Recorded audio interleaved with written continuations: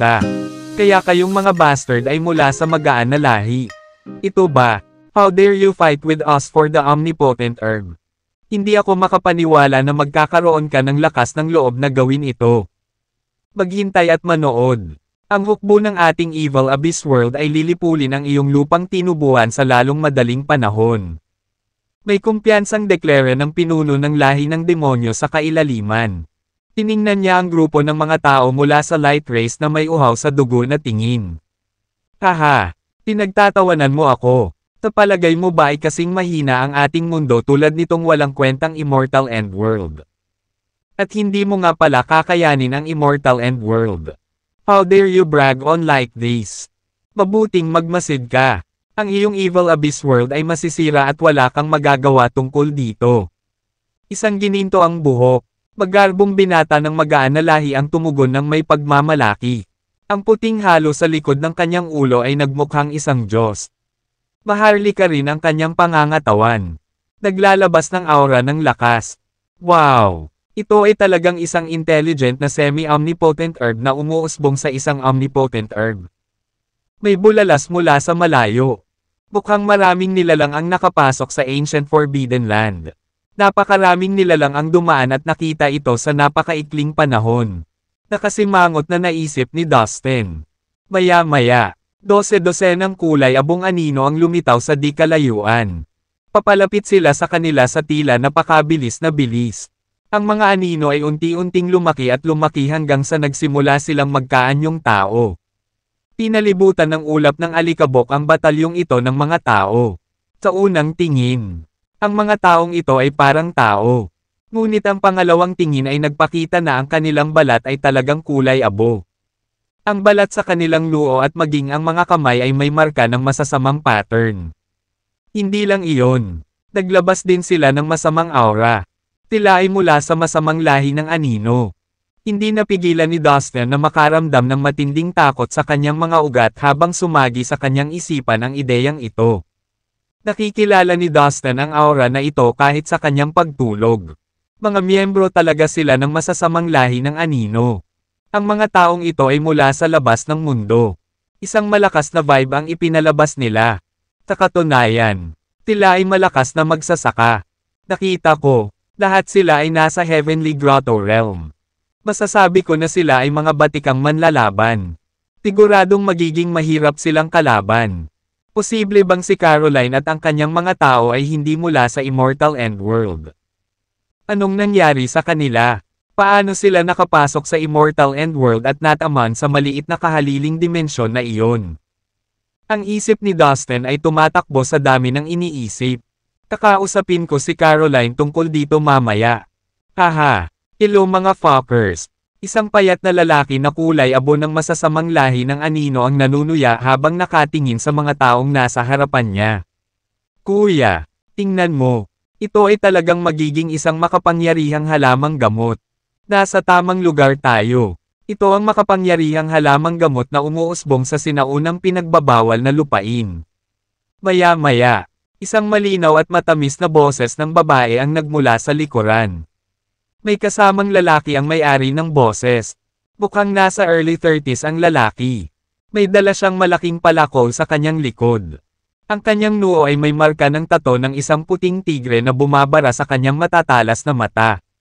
Ang dalaga naman ay parang nasa cusp ng pagiging babae. Nakasuot siya ng maluwag na berdeng damit. Naka-arko ang kilay niya na may kaunting make-up. Nagpakita siya ng isang madaling pag-akit. Tama ka. May pagkakataong mailigtas natin ang papa natin. Hindi napigilan ng lalaki ang kanyang saya. Magkapatid talaga ang dalaga at ang lalaking may tato. Ngunit hindi nagtagal ay napansin nilang dalawa ang mga miyembro mula sa iba't ibang lahi na nasa harapan nila.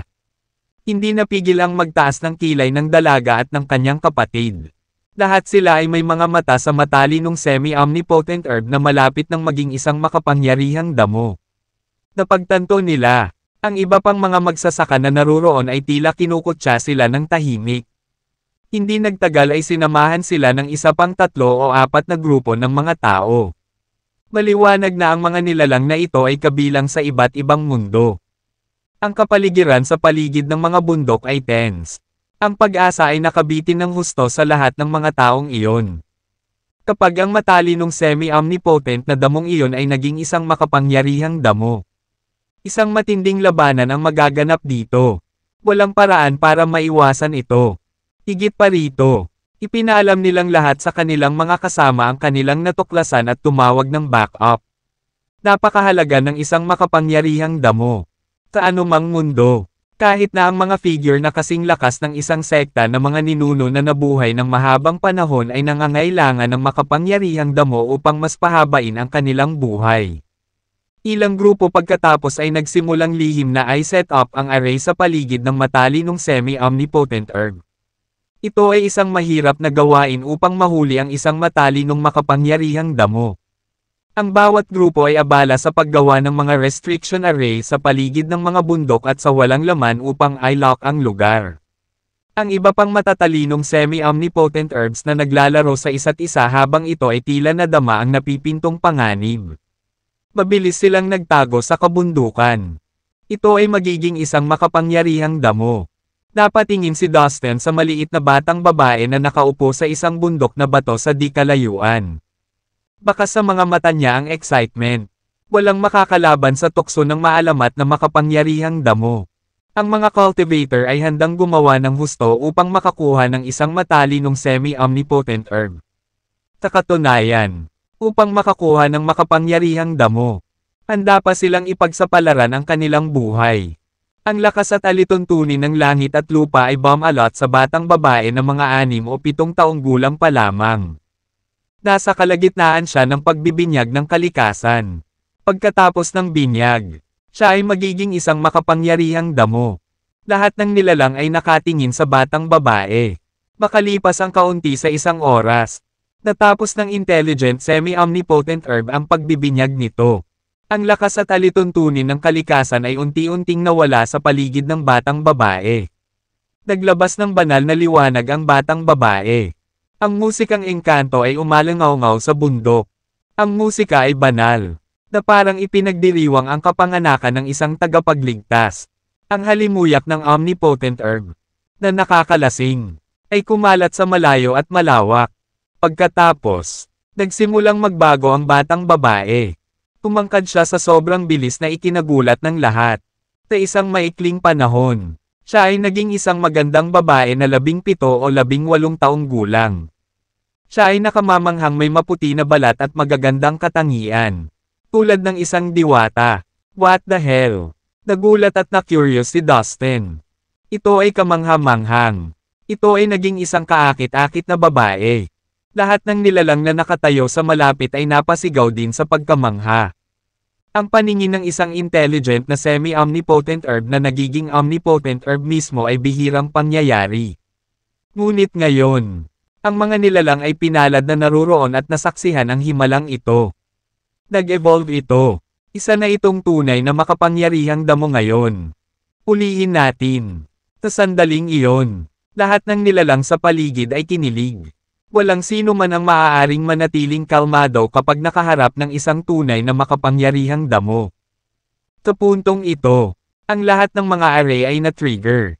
Ang mga hanay na ginawa ng mga nilalang mula sa iba't ibang mundo ay napakalakas. Bumuo sila ng mga simboryo upang i-lock ang lugar. Sa tuktok, ang batang babae na binago ng makapangyarihang damo ay hindi nagbigay pansin sa kung ano ang nangyayari. Sa sandaling siya ay naging isang makapangyarihang damo. Binuksan niya ang kanyang mga mata at bumangon. Sa mismong sandaling iyon, alam niyang nasa panganib siya. Humph! Tumingin siya sa paligid at napagtanto niya ang nangyari. Ikinumpas niya ang kanyang kamay.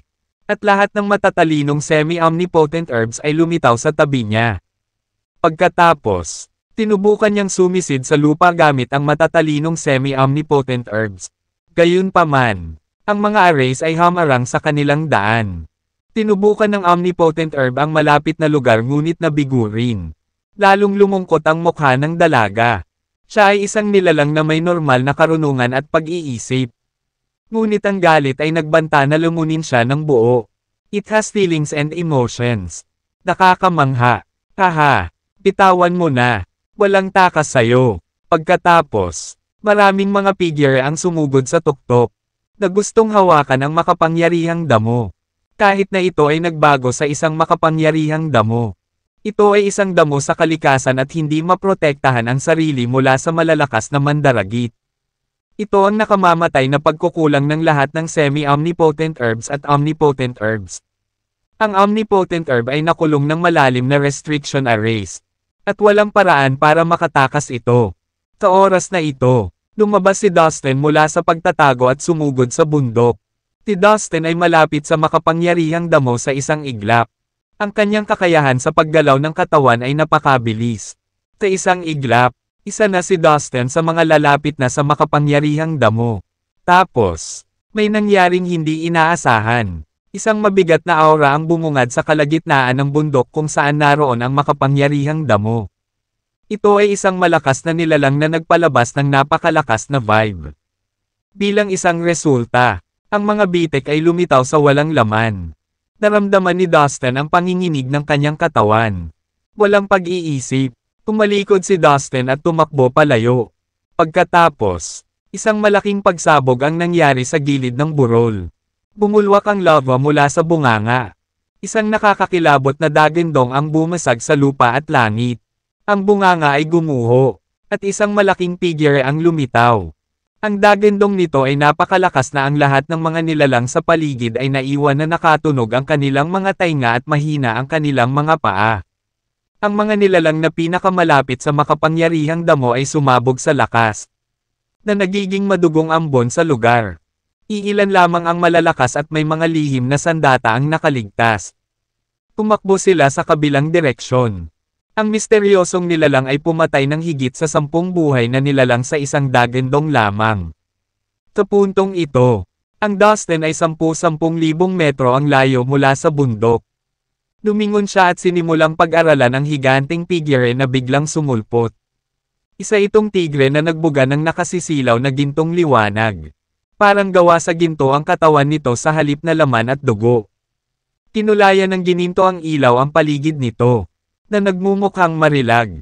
Itinaas ng gintong tigre ang ulo at umungal sa langit. Nagtipon sa itaas ang maitim na ulap at umihip ng malakas ang hangin. Lahat ng mga nilalang sa paligid ay nakatitig na may halong takot at sindek sa gintong tigre. Pagkatapos, tinalakay ng gintong tigre ang 12 nilalang sa malapit gamit ang gininto ang buntot nito. Nadurog sa kanila. Oh, ito ay kakilakilabot. Ano ito? Tumakbo. Sa panginginig na umaagos sa kanilang mga gulugod. Ang mga buhay na nilalang ay nagtakbuhan. Nanlaki ang mata ni Dustin at sinukat ang lakas ng tigre. Wala pa siyang nakitang katulad nito. Ang tigre na ito ay kasing lakas ng isang cultivator sa Immortal Realm. Ibig sabihin ay mas malakas ito kaysa sa isang master ng Immortal Transforming Realm. Ang sinaunang ipinagbabawal na lupain ay talagang puno ng hindi masabi na mga panganib. Hindi ako makapaniwala na nakatagpo ako ng isang gintong tigre na maaaring tumugma sa isang master ng Immortal Realm. Kung ang nilalang na ito ay nasa Immortal End World, ito ang magiging pinakamakapangyarihan sa tabi ng mga immortal na hari. Ang gintong tigre ay tumalon at nagliwanag sa mga bundok. Binasag nito ang mga array sa isang suntok. Tumakas ang omnipotent herb at 12 matatalinong semi-omnipotent herb. Wala ni isa sa kanila ang lumingon. Tapos, may narinig silang boses, mga walang kwentang bagay kayo. Maswerte kayo sa pagiging espiritu. Oras na para tapusin kayo. Pagkatapos, sa isang flash ng pulang ilaw, lumitaw ang isang masamang nilalang na may pulang balat. Matangkad siya at payat na may mahabang pakpak sa likod. Hinaranggan niya ang daan ng mga tumatakas na halamang gamot. Kinuha ng masamang nilalang ang makapangyarihang damo at 12 semi-makapangyarihang mga halamang gamot at hinawakan ang mga ito sa kanyang kamay. Ang gintong tigre ay umungol at umungal patungo sa langit. Mariin itong tinitigan ang pulang nilalang. Pagkatapos, ang gintong tigre ay sinisingil sa masamang nilalang na parang ilaw. Rupert, kunin mo ang makapangyarihang damo at umalis ka na. Kailangan ito ng ating Supreme Grandmaster. Utos ng may pakpak na pulang nilalang. Kasabay ng pagkaway ng kanyang kamay. Namatay ang itim na liwanag at huminto sa harap ng isa pang nilalang na nababalutan ng itim na kaliskis at may dalawang sungay. Si Rupert, isang team leader ng ang mga masasamang nilalang, naroon siya kasama ang kanyang mga tauhan bago nag-evolve ang batang babae. Got it? Tuwang-tuwa na sabi ni Rupert sabay kuha ng mga halamang gamot. Pagkatapos ay sinimulan niyang pangunahan ang kanyang mga tauhan palayo. Nagkatinginan ang lahat ng may buhay sa paligid at hindi alam ang gagawin. Sa pagkakaroon ng makapangyarihang pulang balat na nilalang ng kalaliman na lahi ng demonyo. Walang nang ahas na pigilan si Rupert at ang kanyang mga tauhan na kunin ang mahahalagang halamang gamot. Haha! Ngayon, tuturuan ko kayong lahat ng mahirap na leksyon. Anunsyo ng may pakpak na nilalang. Humarap siya sa gintong tigre. Ang larangan ng paglalaro ay pantay. Mahirap sabihin kung sino ang mananalo. Ang mga kalapit na bundok at mga puno ay nawasak sa lupa at naging mga guho sa isang tibok ng puso. Bagamat ang iba ay hindi nang ahas na nakawin pabalik ang makapangyarihang damo. May plano si Dustin na makuha ito. Alam ni Dustin na ang mga masasamang nilalang ay nagmula sa Evil Abyss World. Ang Abyss Demon Race ay ang kaaway ng Immortal End World. Nang makitang umalis si Rupert kasama ang kanyang mga tauhan, ginamit ni Dustin ang kanyang kakayahan sa paggalaw ng katawan upang hindi makita. Tinundan niya si Rupert. Makalipas ang ilang sandali, ng ilang milya ang layo nila sa bundok. Muling natano ni Dustin ang kanyang sarili at binilisan ang kanyang lakad upang makasabay sa kanyang mga target. Sino ka? Lumingon ang mga masasamang nilalang at itinoon ang mga mata kay Dustin. Hey human brat! Anong balak mo? May death wish ka ba?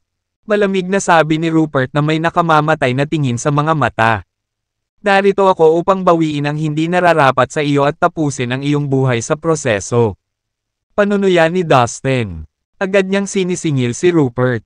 We'll see about that, human scum. Nasa Heavenly Grotto realm ka lang. Mamamatay ka na. Ungol ni Rupert. Maaaring pantayan ni Rupert ang isang human cultivator sa Immortal Transforming Realm.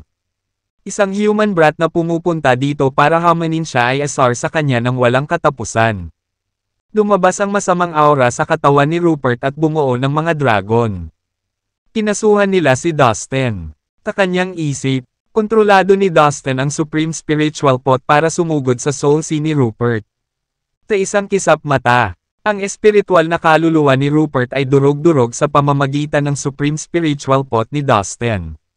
Natigilan si Rupert, at bumulwak ang dugo sa kanyang mga mata, tenga, ilong, at bibig. Namatay siya sa lugar, at ang kanyang kaluluwa ay nawasak. Kinuha ni Dustin ang omnipotent herb at semi-omnipotent herbs mula kay Rupert. Pagkatapos, itinakda niyang ilagay silang lahat sa slave tower. You are out of your mind. Human. How dare you kill Prince Rupert? Isa siya sa pinakamarangal na nilalang ng Evil Abyss World. Pagbabayaran mo ito. Si Rupert ay kasing lakas lamang ng isang cultivator sa Immortal Transforming Realm. Paano niya posibleng ipagtanggol ang sarili mula sa Supreme Spiritual Pot ni Dustin? Hindi man lang nagkaroon ng pagkakataong sumigaw si Rupert bago siya namatay. Natapos ang lahat sa isang segundo. Natigilan ang mga tauhan ni Rupert nang makita ang bangkay ng kanilang pinuno. Nasiyahan si Rupert sa mataas na posisyon sa Evil Abyss World. Siya ang bunsong anak ng isang mataas na katayuan na Grand Leader sa Evil Abyss World. Pumunta siya sa Ancient Forbidden Land hindi lang para hanapin ang maalamat na God's Burial Ground kundi para lumabas din sa Evil Abyss World para palakasin ang sarili. Hindi niya akalain na dito siya papatayin. Walang nagawa. Magagalit ang pamilya ni Rupert kapag nalaman nila ito.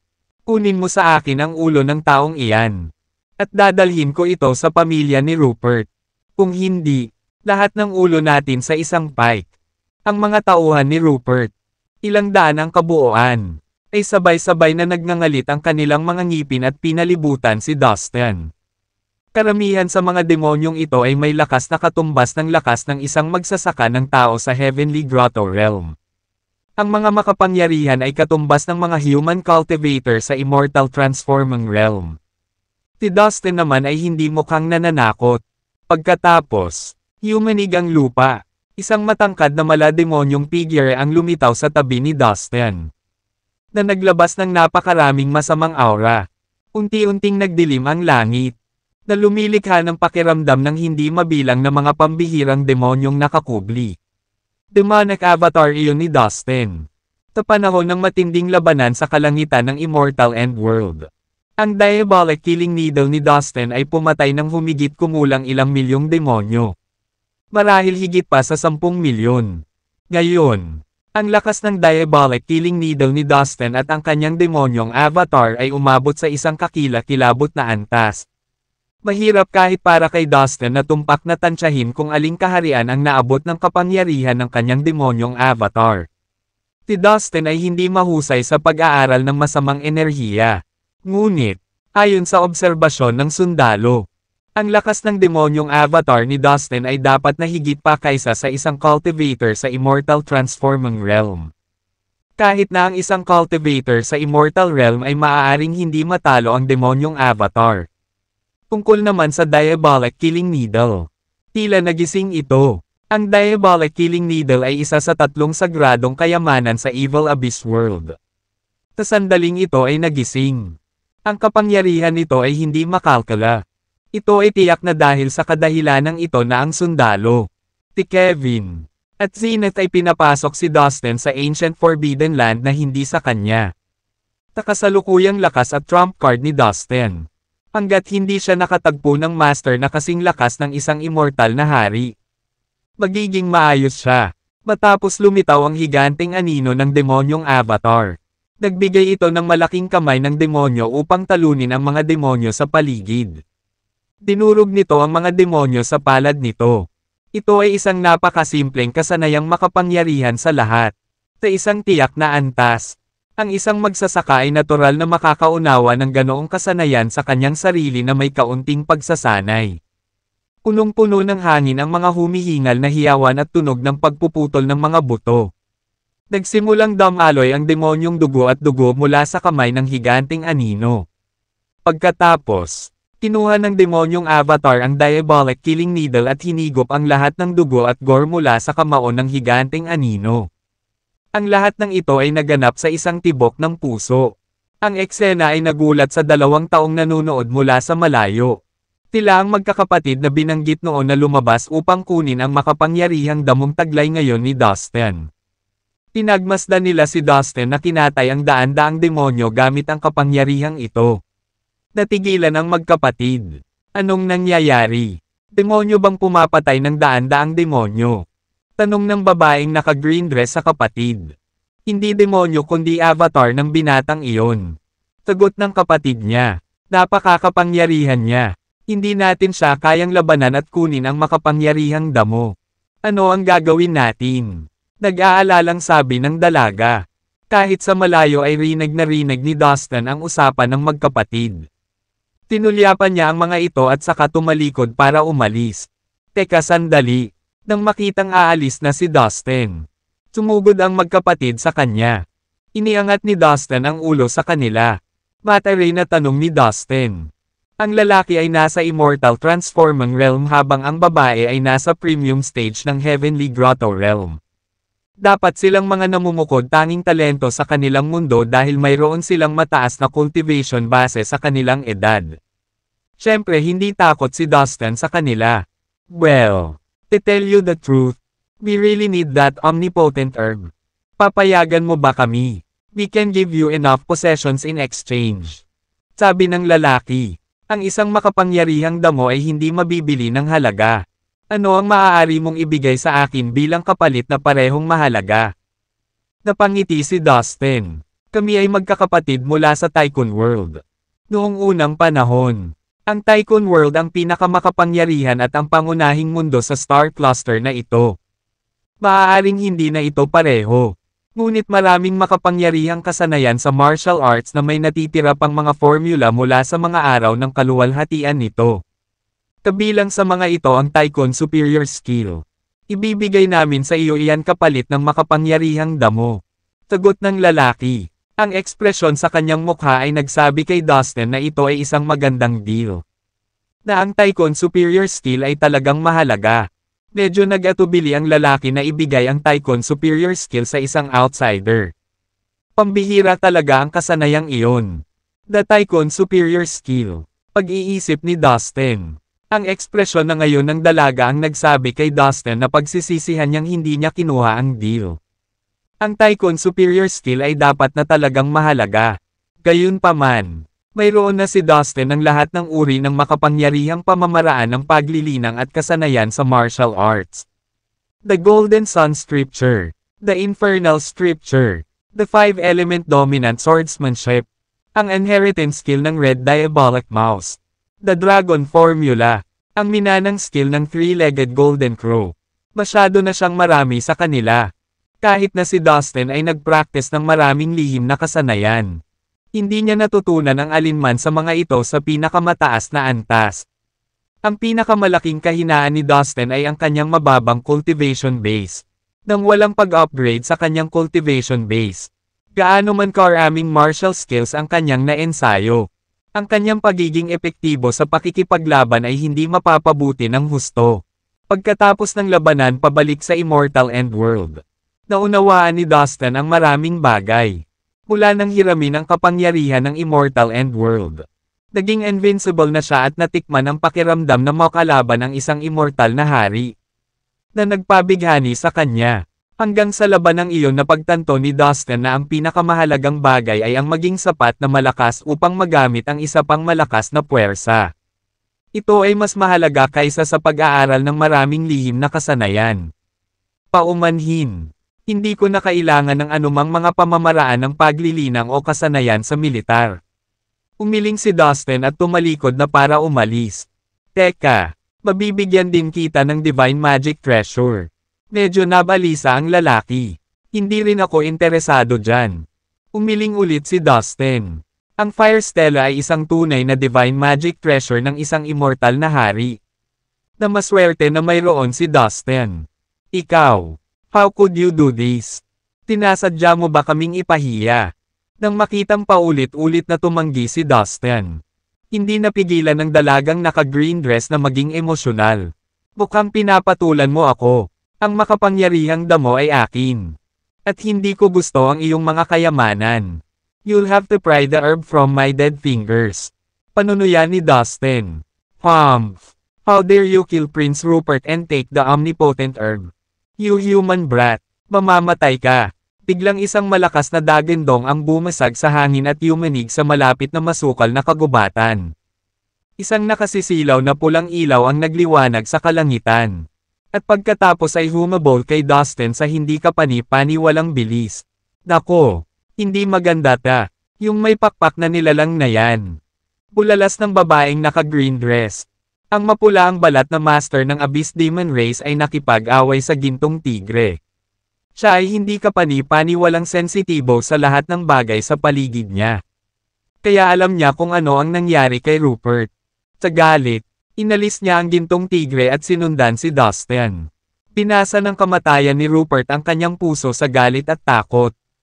Si Rupert ay mula sa isang napakalakas na upper-class na pamilya sa Evil Abyss World. Ang kanyang ama ay isang marahas na amo.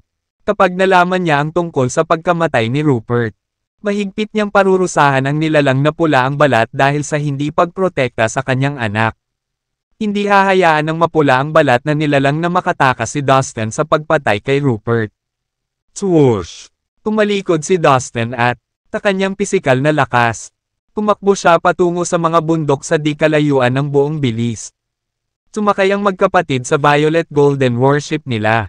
Ang barko pagkatapos ay naging kulay lila at sumunod kay Dustin.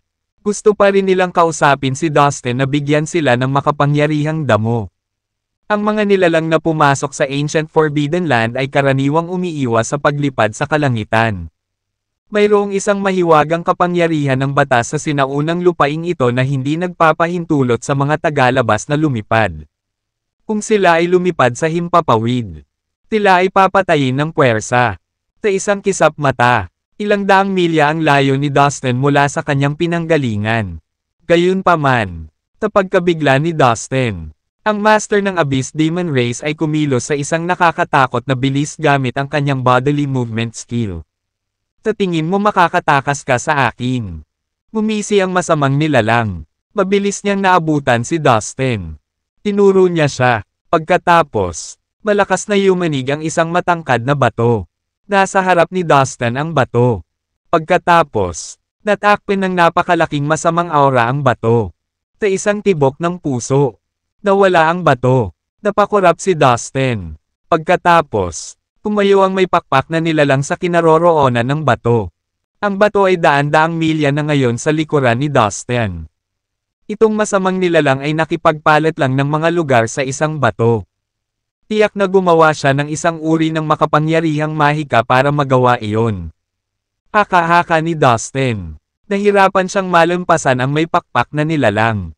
Bago dumating si Dustin sa Ancient Forbidden Land, pinalaan siya ng sundalo na huwag gumamit ng space teleportation.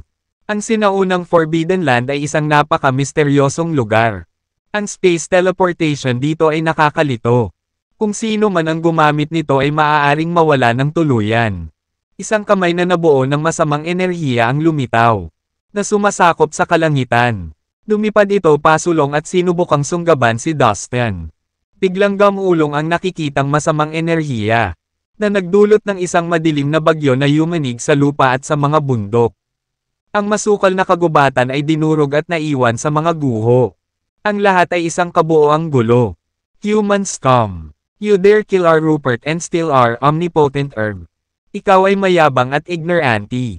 Nakagawa ka ng isang karumal-dumal na krimen. Dinadala mo ang iyong sarili sa kapahamakan. Kapag nalaman ko kung saan ka nanggaling, makikita mo na ang lahat ay may kaugnayan. Sa iyo ay papatayin, ha? Ha? Malalaman mo kung anong malaking pagkakamali ang ginawa mo. Tumikim ang masamang nilalang. Papalapit na ngayon kay Dustin ang dambuhalang kamay. Hindi na naglakas loob na lumingon si Dustin. Ang mabangis na evil energy na inilabas ng kamay ay sumakit sa mukha ni Dustin at nagpakislat sa kanyang damit. Dustin. Nakakunot ang noo.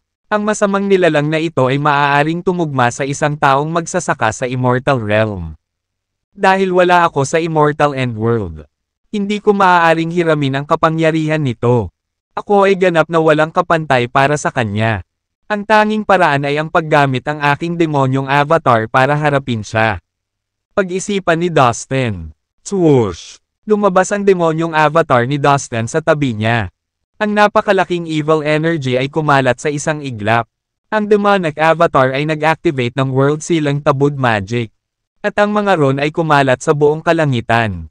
Umuungal at umaaligid. Tinugod nila ang masamang nilalang. Kasabay nito, ang diabolic killing needle ay naging makapal na itim na patpat na bakal at tumama sa masamang nilalang. Nabasag ang higanteng kamay. Natigilan ang nilalang na pula ang balat. Ano ba yan? Iyan ang banal na sandata ng ating lahi. Ikaw pala. Ikaw si Dustin Lin mula sa Immortal Endworld. Ikaw ang Dustin na yan. Nakanganga ang masamang nilalang kay Dustin. Puno ng hindi makapaniwala ang mukha. Ang takot ay dumausda sa gulugad ng masamang nilalang. Hindi nagtagal. Sa labanang iyon, hindi mabilang na masasamang nilalang ang napatay ni Dustin sa pamamagitan ng paghiram ng kapangyarihan ng Immortal Endworld. Ang malakas na pagpapakita ni Dustin sa labanang iyon ay nagtanim ng takot sa gitna ng hukbo ng Third Demonic World. Ngunit wala si Dustin sa Immortal Endworld ngayon. Wala siyang kapangyarihan na manghiram. Haha, nililigawan mo si kamatayan. Hindi ka dapat umalis sa Immortal Endworld. Ikaw ang pinuno ng Immortal Endworld. At maaari mong hiramin ang kapangyarihan nito kapag ikaw ay nasa mundong iyon. Ikaw in a different place now. You're nothing but a weakling here. Haha, dito na mamamatay ang pinuno ng Immortal Endworld. Malayo sa bahay. Ikaw ang magiging katatawanan ng kasaysayan. Tumawa ang masamang nilalang. Nagsasabi siya ng totoo. Sa immortal na katapusan ng mundo. Kung wala ang kapangyarihan ng Immortal Endworld. Nakakatawang matalo si Dustin. Sa tingin mo ba kaya mo akong patayin mag-isa? Ngumuso si Dustin. Alam niyang hindi siya kalaban sa may pakpak na nilalang. Ngunit mayroon pa rin siyang malademonyong avatar. Nagkaroon pa rin siya ng pagkakataon. Ang violet golden worship ng magkapatid ay malayo pa sa Dustin at sa may pakpak na nilalang. Ngunit sa kanilang espiritual na kahulugan, narinig nila ang kanilang pag-uusap. Oh, my gosh! Narinig mo ba iyon? Ang binata na iyon ay mula sa Immortal End World. Siya ang pinuno ng mundong iyon. Hindi ko inaasahan na ang isang napakalakas na binata ay mula sa atresadong mundong iyon. Bulalas ng dalaga. Kinailangan niyang makahinga dahil sa gulat. Nabalitaan ko na kamakailan lang. Ang Third Demonic World of the Evil Abyss World ay nagsanib puwersa sa Skeleton Race at sa Heaven Shadow Race para sa lakayin ang Immortal End World. Nabigo sila. Ang mga nilalang mula sa Immortal End World ay malamang na mas malakas kaysa sa atin. Imagine. Nag-aalalang sabi ng lalaki. Ang brat na iyon ay mula sa Immortal End World. 1/3. Damn. Isang tao mula sa mahinang mundo ang nang-ahas na nakawin ang makapangyarihang damo. Siya ay may death wish. Samantala, ang mga grupo ng mga nilalang ay lumapit kay Dustin at sa may pakpak na nilalang. Ang mga pangkat na ito ay kinabibilangan ng mga miyembro ng magaan na lahi. Mga tao ng masasamang lahi ng anino. At sangkatauhan mula sa ibang dayuhan na mundo. Wala sa kanila ang gustong sumuko sa makapangyarihang damo. Nagtago sila sa malapit at maingat na pinagmamasdan si Dustin at ang may pakpak at pulang balat na nilalang. Dustin, sa tingin mo ba magagawa mo ang lahat ng gusto mo gamit ang kapangyarihan nitong demonyong avatar at ang sagradong kayamanan ng aking lahi? Hindi ako makapaniwala na ang kayamanan ng aking lahi ay masasayang mo. Hindi mo kaya ilabas mo ang kapangyarihan nito. Sa katunayan, isa kang basurang madali kong itapon. Panunuya ng malakas na Diablo. Ang kanyang nanlalaking mata ay mabagsik at mamamatay tao. Inabot niya ang kanyang kamay. May kinuha siya mula sa kawalan. Ito ay isang mahabang espada na puno ng demonyong enerhiya at nagniningning na may maliwanag na itim na liwanag. Ang demonyong espadang ito ay napakakitid at mahaba. Mga 10 talampakan ang haba. Sa ibabaw nito ay hindi mabilang na mga nakaukit na pattern na naglalabas ng napakasamang kapangyarihan. Ang demonyong espadang ito ay talagang hindi mas masahol kaysa sa mahiwagang kayamanan ng isang immortal na hari. Biglang nagdulot ang demonyo ng nakakatakot na aura na kumalat sa malayo sa lahat ng direksyon habang naglalabas ng masamang pulang ilaw. Lahat ng nakakita nito ay medyo natulala din. Hindi ko inaasahan na makikilala kita dito. Hindi lang ang makapangyarihang damo ang nasa aking mga kamay, kundi pati na rin ang sagradong kayamanan ng ating lahi. Mababawi ko rin ito sa wakas. Isa pa, mapapatay din kita, ang hepe, ng ang Immortal End World.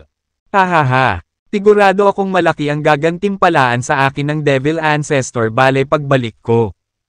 Hahaha, 2 ibon ang hinahampas ko ng isang bato ngayon.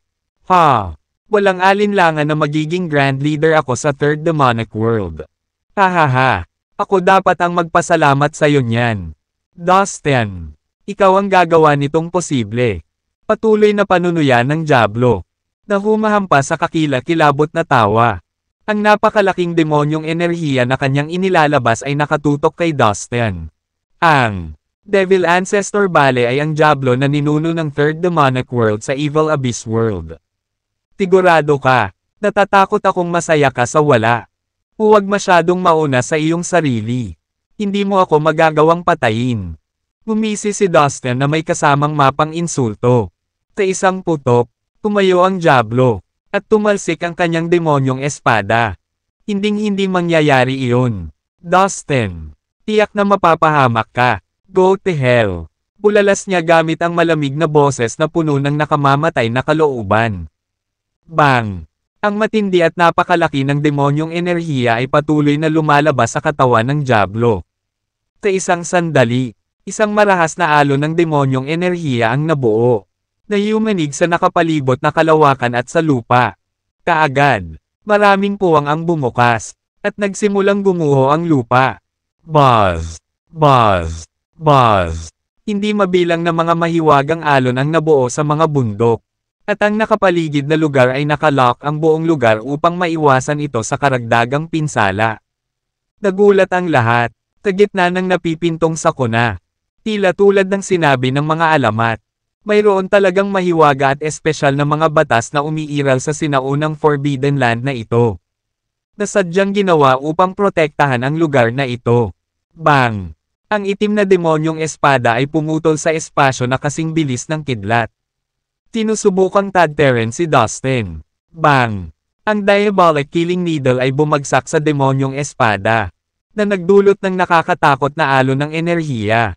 Hindi nagtagal ay nabasag ang espasyo ng napakalaking enerhiya, at ang malakas na puwersa ng epekto ay umagos na parang tsunami. Lumitaw ang ilang mga siwang sa lupa at sa kalawakan kahit na daan-daang milya ang layo. Ngunit hindi nagtagal, muling lumitaw ang mga mahiwagang alon sa himpapawid, na nakapalibot sa lugar upang protektahan ito mula sa higit pang pagkawasak. Nakapagtataka, ang mga mahiwagang alon na iyon ay mabilis na naayos ang mga nasirang espasyo at bakuran. Na parang isang uri ng mahika. Ang mas nakapagtataka ay ang makapal na kagubatan, mga bato, at mga halaman na matagal nang dinudurog ay naibalik sa kanilang orihinal na anyo. Wow! Napakaganda niyan! Naisip ng lahat ng nakasaksi. Halos hindi sila makapaniwala sa nangyayari sa harap ng kanilang mga mata. Ang misteryoso at malakas na kapangyarihan ng lugar na ito ay tila gawa ng isang makapangyarihang Diyos na nagbabantay sa lugar na ito.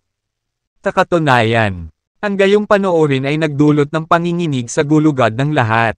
Ang lugar na ito ay talagang mahiwaga. Wow! This is my first time to see such thing. Naisip nilang lahat. Bang! Bang! Samantala, habang sila ay lubos na namangha, ang may pakpak na Diablo ay nakipaglaban pa rin sa demonyong avatar sa hindi kalayuan. Ilang beses nang nag-away ang dalawa. Napakabilis ng kanilang mga galaw na hindi man lang sila makita ng mga tao sa langit. Sa proseso, ang demonyong avatar ay patuloy na umaatres at nagtatanggol sa sarili, habang ang Diablo ay agresibo at patuloy na umaatake. Gayunpaman, kahit anong pilit niya, ang malakas na Diablo ay hindi makapagdulot ng anumang pinsala sa demonyong avatar ni Dustin.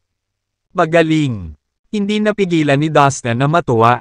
Hindi niya inasahan na ang lakas ng demonyong avatar ay umabot sa napakalaking antas.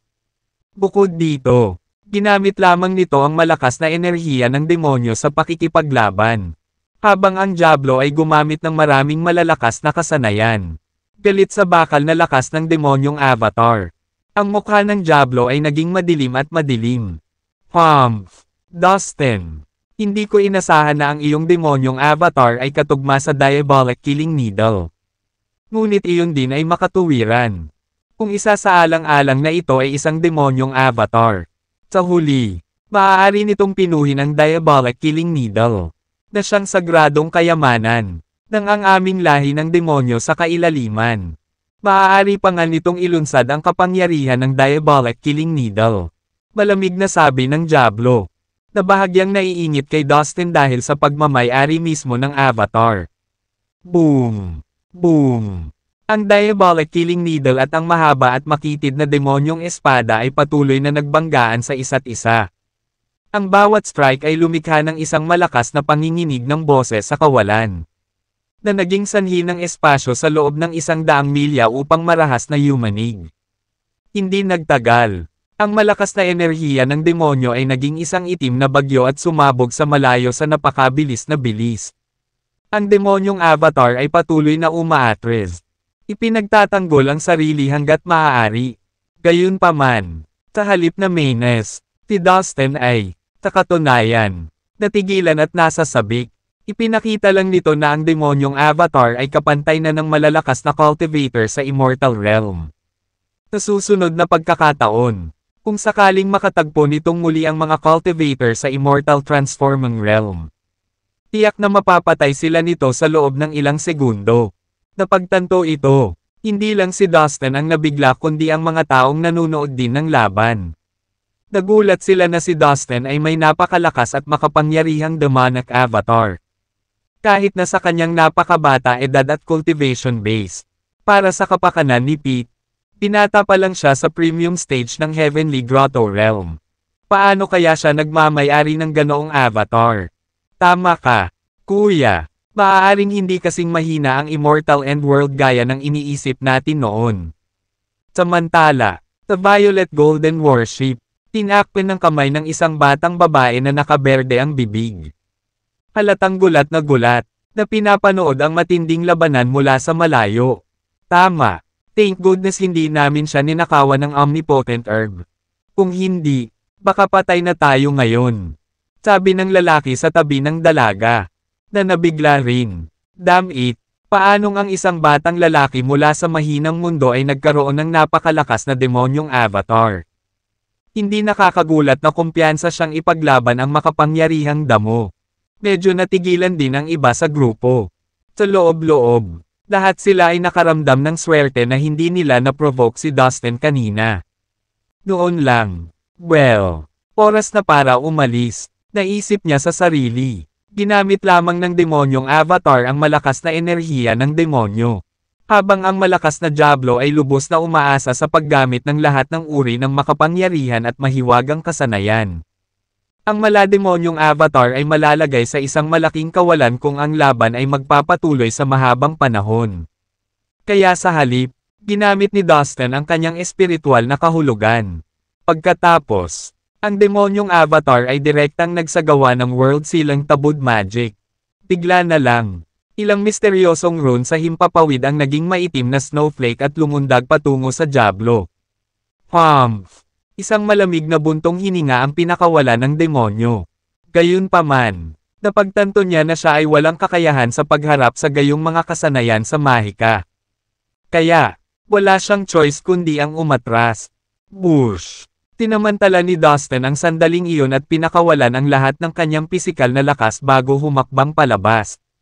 Naging isang lugar ng liwanag. Nagmamadali siyang lumayo ng 10,000 milya. Ang demonyong avatar ay palaging mas mabilis kaysa kay Dustin. Ngunit ngayon ay sumusunod na ito ng malapit sa likuran.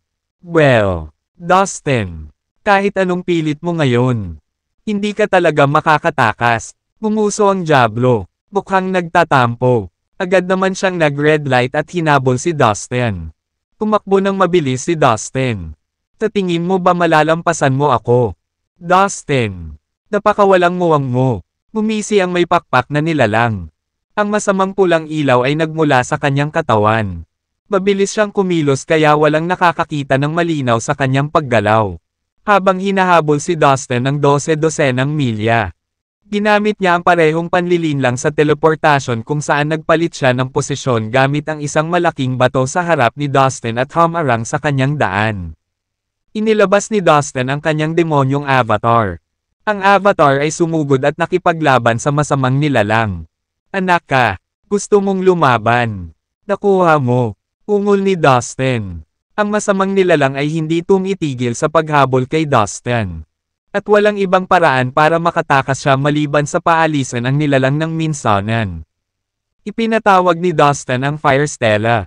Ang stela ay nagbago sa isang maliwanag na araw na nagbigay ng gininto ang liwanag. Tinisingil nito ang masamang nilalang. Sumugod sa masamang nilalang ang labis na pagsupil na kapangyarihan ng stela.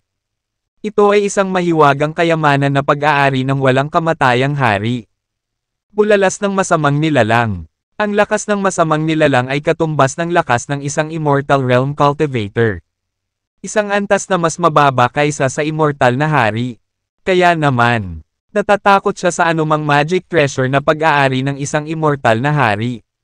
Ang kapangyarihan ng Fire Stella ay ang masculine na uri at napakakakayahang supulan ang kasamaan. Sa sandaling tumama ang espada ng masamang nilalang sa Fire Stella. Lumipad ang mga spark sa lahat ng direksyon na sinundan ng mga umuusbong na tunog. Noon lang, ang demonic na avatar ni Dustin ay nagkaroon ng pagkakataon na iwagayway ang diabolic killing needle sa masamang nilalang. Nawalan ng kapangyarihan ang masamang nilalang. Mukhang ang kapangyarihang sumupil ng Fire Stella ay nagpapahina sa masamang nilalang. Namangha si Dustin sa kapangyarihan ng Fire Stella. Tulad ng Golden Sun Scripture. Ang Fire Stella ay likas na panlalaki. Tila ay likas na kaaway ng masama. Isip ni Dustin. Sa isang sinaunang epikong labanan na naganap sa Immortal Endworld. Inalis ng Lord of Flaming Sun ang napakaraming masters ng Abyss Demon Race gamit ang Golden Sun Scripture at Fire Stella. Pinagalitan niya ang Diablo na ninuno ng Third Demonic World. Nakalaunan ay nagawang patayin siya sa isang matinding labanan. Patuloy na ini-channel ni Dustin ang kanyang vital energy sa Fire Stella.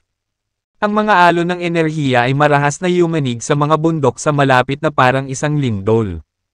Habang lumalaban ang masamang nilalang, mas lalong lumalim ang kanyang mukha. Naisip niya na magiging madali para sa kanya na talunin si Dustin. Nagkamali siya, hindi niya kayang makipagtalo kay Dustin. Pati na rin ang pagpatay sa kanya. Ilang milya ang layo, isang Violet Golden Warship ang lumulutang. Nakasakay ang magkapatid mula sa Tycoon World. Ano ang dapat nating gawin? Tanong ng babaeng naka-green dress sa kapatid. Hindi tayo maaaring sumuko.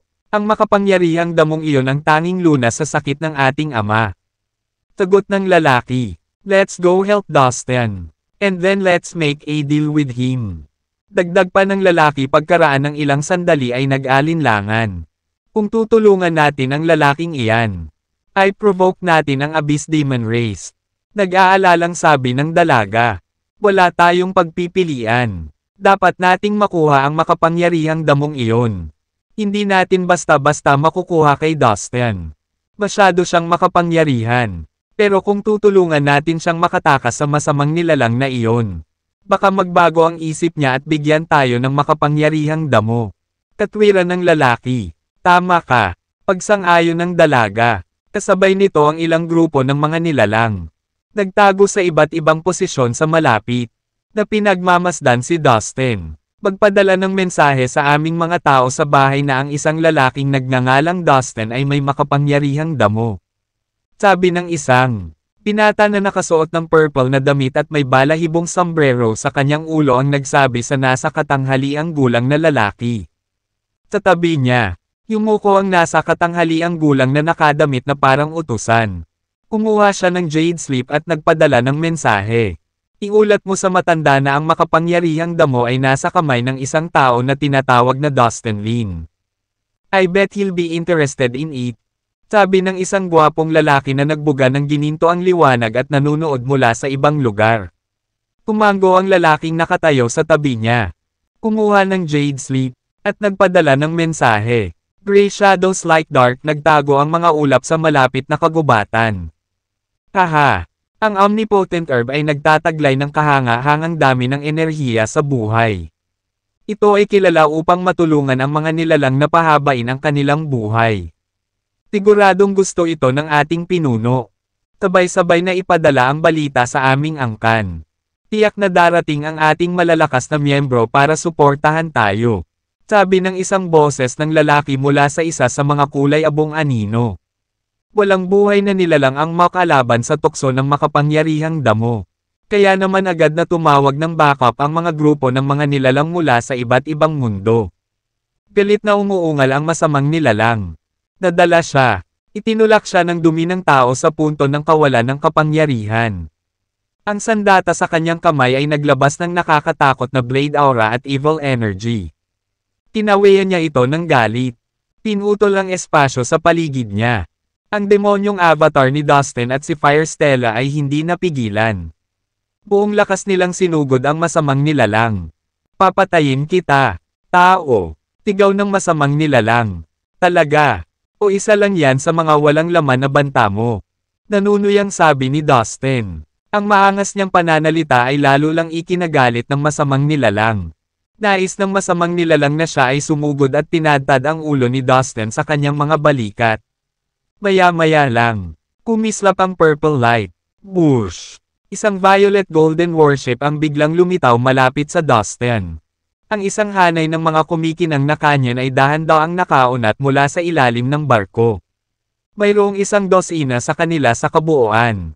Pagkatapos, ang makapal at puting mga haligi ng enerhiya ay bumaril sa kanila. Ang bawat liwanag na haligi ay napakakapal na aabutin ng 4 o 5 matatanda upang ganap na mapalibutan ito. Natunaw nila ang lahat sa kanilang landas. Ang mga haligi ng enerhiya ay sumugod patungo sa masamang nilalang. Kayong mga bastard mula sa Tycoon World. Isinumpa ang masamang nilalang. Ang pag-atake ng magkapatid ay nahuli sa masamang nilalang. Yun ba talaga mga kanyen? Nagulat din si Dustin. Ang masamang nilalang ay sumigaw. Gamit ang kanyang sandata upang harangan ang mga puting haligi ng enerhiya. Pagkaraan ng ilang sandali, napilitan siyang umatras. Ito na ang pagkakataon ni Dustin na harapin ang isang nakamamatay na suntok. Ipinadala niya ang kanyang demonyong avatar at ang Fire Stella upang salakayin ang masamang nilalang. Ganap na tinamaan ng masamang nilalang. Lumipad siya sa kalawakan. Kalahati ng kanyang katawan ay durog-durog. At ang itim na dugo ay bumulwak mula sa bukas na mga sugat sa lahat ng dako tulad ng isang madilim na fountain. Ang Violet Golden Warship ay lumutang sa tabi ng Dustin. Dustin, sumakay ka sa barko. Mabilis na gumaling ang mga nilalang ng lahi ng demonyo sa kailaliman. Wala tayong sapat na lakas para ilabas siya sa ngayon.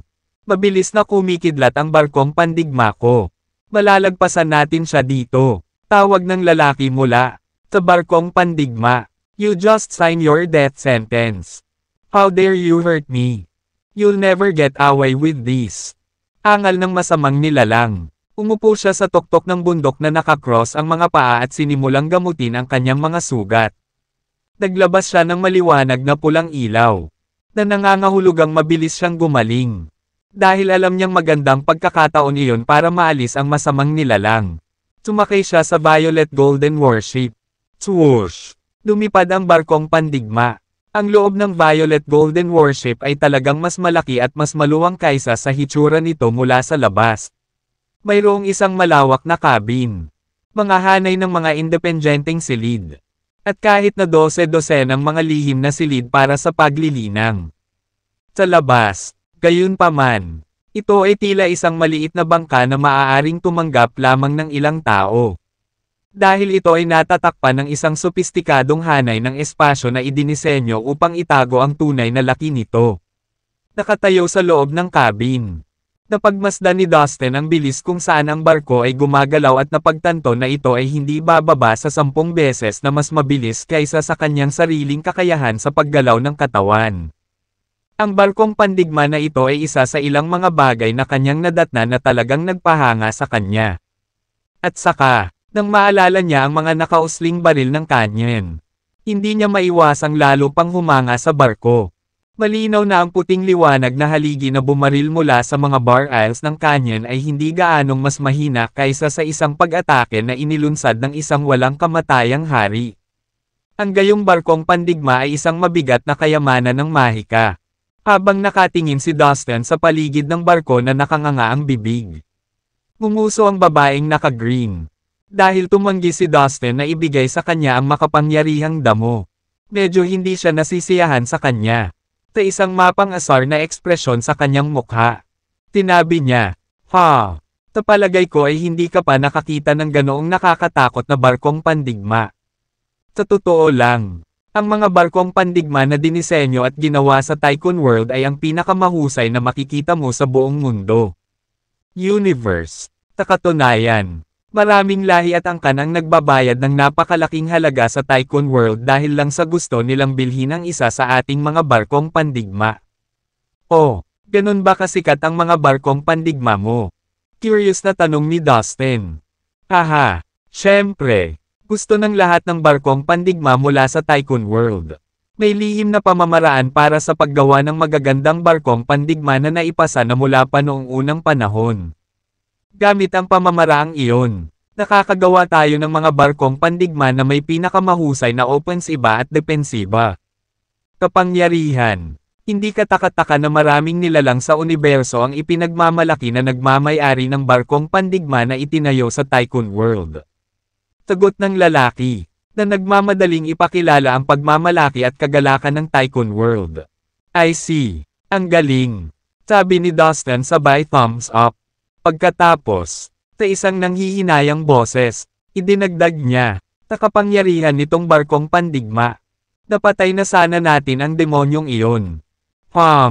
Napakawalang muwang mo. Bukod pa rito, ang Tycoon World at ang Abyss Demon Race mula sa Evil Abyss World ay hindi kailanman nag-cross ang landas sa loob ng maraming siglo.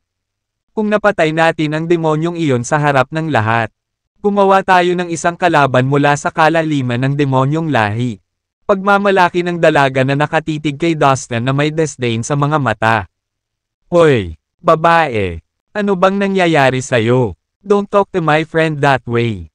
Taway sa kanya ng lalaki. Narinig ang pagmamataas sa tono nito. Pagkatapos, lumingon kay Dustin. Tinabi niya, Dustin, sana hindi ka na-offend. Laging matigas ang ulo at spoiled ng kapatid ko. Ngumiti lang si Dustin bilang tugon. Alam niya na ang dahilan kung bakit tinutulungan siya ng magkapatid na ito ay para sa kanyang makapangyarihang damo. Gayunpaman, hindi niya alintana ang ugali ng dalaga sa kanya dahil alam niyang kung ano man ang ginagawa nila ay para sa kanilang ama. Kung hindi niya sana naging kaibigan ang mga ito noong una. At gayunpaman, hindi sinasadya ni Dustin na ibigay sa kanila ang kanyang makapangyarihang damo kahit ano pa ang kanilang ihandog. Ang omnipotent herb ay isang napakahalagang asset na hindi niya madaling ipagpalit. Dustin, hayaan mo akong gumawa ng maikling pagpapakilala. Ang pangalan ko ay Kelsey. At ito ang aking nakababatang kapatid na babae. Si Elsie. We are from the Tang clan of Tycoon World. Sabi ni Kelsey sa mahinhin na tono. Tumango si Dustin bilang ganti. Sa kabila ng kanilang murang edad. Si Kelsey ay isa ng mandirigma ng Immortal Transforming Realm. Habang si Elsie ay umabot na sa premium stage ng Heavenly Grotto Realm. Higit pa rito, mayroon silang barkong pandigma na maaaring maglunsad ng pag-atake na kasing lakas ng isang immortal na hari. Naisip ni Dustin na ang kanilang pamilya ay dapat na malaki at makapangyarihan sa Tycoon World. Samantala, 10,000 milya ang layo. Sa lugar kung saan naganap ang matinding labanan. Isang dagandong ang umalangaw-ngaw sa buong paligid. Na pinupuno ang kalangitan ng isang malakas na masamang aura. Isang demonyong naglalabas ng masamang pulang ningning ang umuungal sa langit. Ang kanyang mukha ay nabaluktot sa galit. Ito ang demonyong humahabol kay Dustin. Pagkatapos ng maikling panahon ng pagpapagaling at paglilinang, ganap na siyang gumaling mula sa kanyang mga pinsala. Pagkatapos ng lahat, ang mga demonyo ay may kalamangan na makapagpagaling ng kanilang mga sugat ng mas mabilis kaysa sa iba pang mga lahi.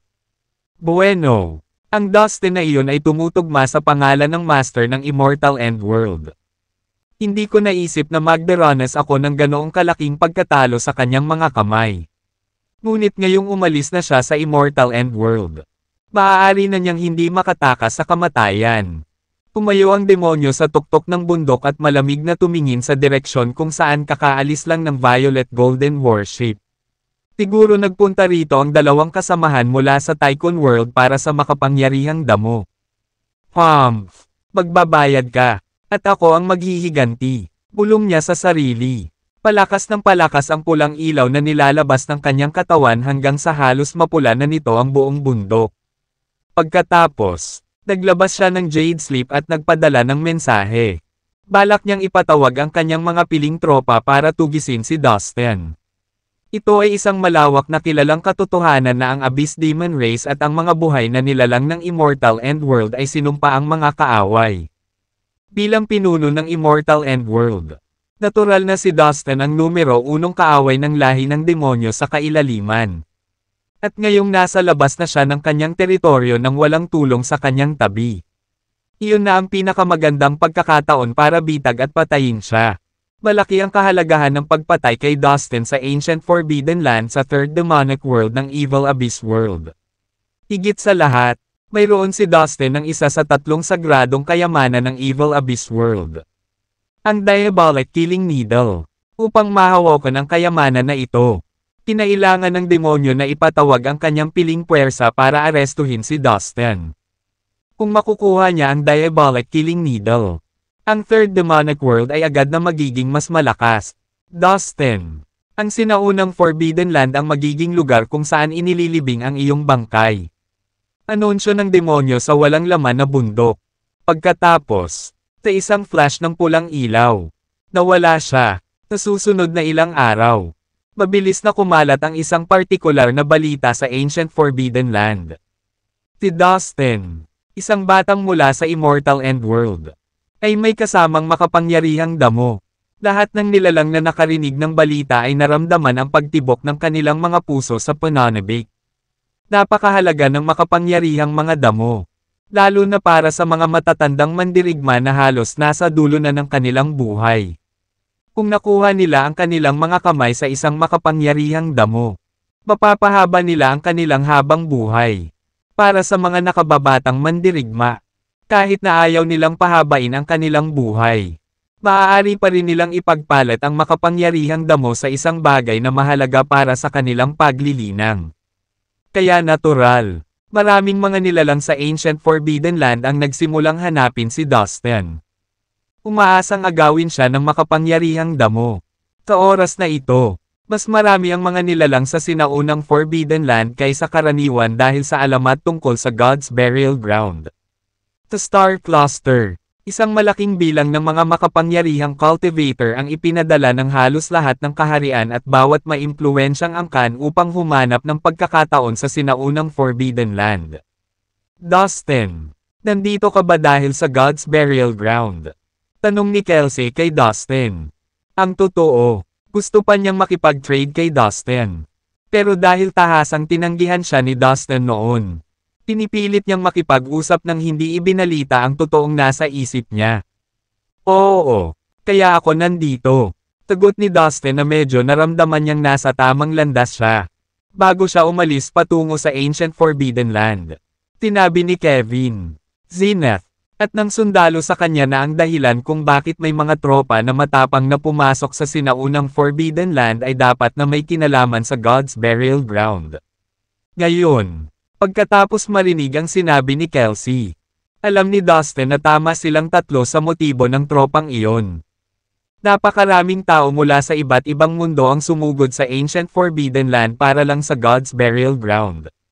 Narinig ko ang tungkol dito noon. Ngunit kakaunti ang alam ko tungkol dito. Dapat mas marami kang alam kaysa sa akin. Talaga bang may kinalaman ang sinaunang Forbidden Land sa God's Burial Ground? Sagot naman ni Dustin at tinanong si Kelsey. Haha, Dustin, galing ka sa Immortal End World. Matagal nang isinara ang lugar na iyon. Kaya normal lang nakakaunti ang alam mo tungkol sa God's Burial Ground. Kaya, hayaan mo akong magkwento pa tungkol dito. Ang alamat tungkol sa God's Burial Ground ay ipinasa ng ating mga lolo. At ito ay patuloy na ipinasa maging sa mga nakababatang henerasyon. Palagi, nating itinuturing ang God's Burial Ground bilang ang pinakamisteryoso, mahalaga at mapang-akit na kayamanan sa rehiyong ito.